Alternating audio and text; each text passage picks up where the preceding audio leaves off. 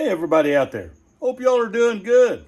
Out here in my boat getting ready to go fish a tournament this weekend up in Kansas with the Kansas Bass Nation. And I had a viewer a few weeks ago ask me how I store my spinnerbaits in my boat. And I got a couple of different ways I like to do it, and I'm going to show those to you. I keep some in a old school, I like this old Rebel. It's just an old Rebel fishing box. It's an old school thing, but I like it a lot better than all these little clear plastic boxes and stuff that I've tried and different ones. But it's just it's a box from the 80s. But this bait holds a lot of spinnerbaits. So as you can tell, you know, I can keep buzz baits down in the center. I keep some other random baits up here, but I can hold a lot of spinnerbaits in this box. And I got them kind of organized on different colors for different areas.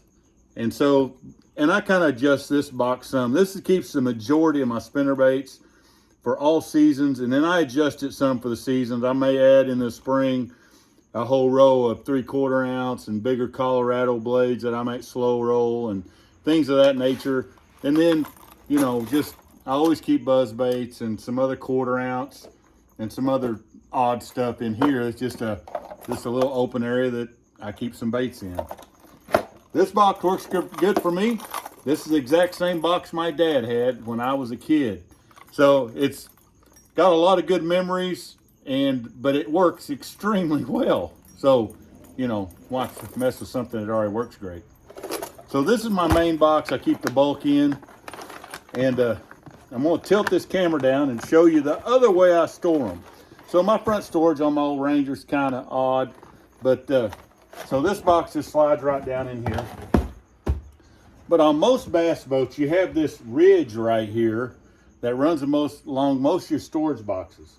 And so what I do is I hang them up. I hang a lot of baits upside down there. In this boat, I usually hang about a dozen or two of the baits I know I'm going to be using in a tournament, and I just hang them upside down on that edge of that little seal right there. And they just hang there real nice and neat like so.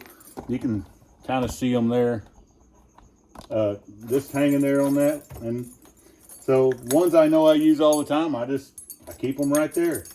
Works really good. It's really easy for me to get down there and collect one right there, and works really good. So I had another Ranger. I had a whole, along the entire row of that was nothing but spinnerbaits I had hung upside down.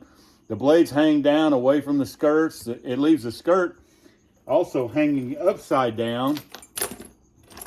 So the bait's hanging like this. That way your skirt doesn't get bent on the ends, and when you flip them over, they're all nice and springy. It works really good. If you've got a boat with space, I'd recommend hanging them right there, as many as you could. Works really good, but I keep about a dozen there. They're the ones I'm going to use for the day. And that's how I do it. It's simple, just kind of just like everything else I do. Really simple. So there you go. Quick little video on how I store spinnerbaits. That's all there is to it. You know, I keep another little box that's got trailer hooks and things of that nature in it, but maybe I'll show you that someday too. Hope y'all have a good one out there.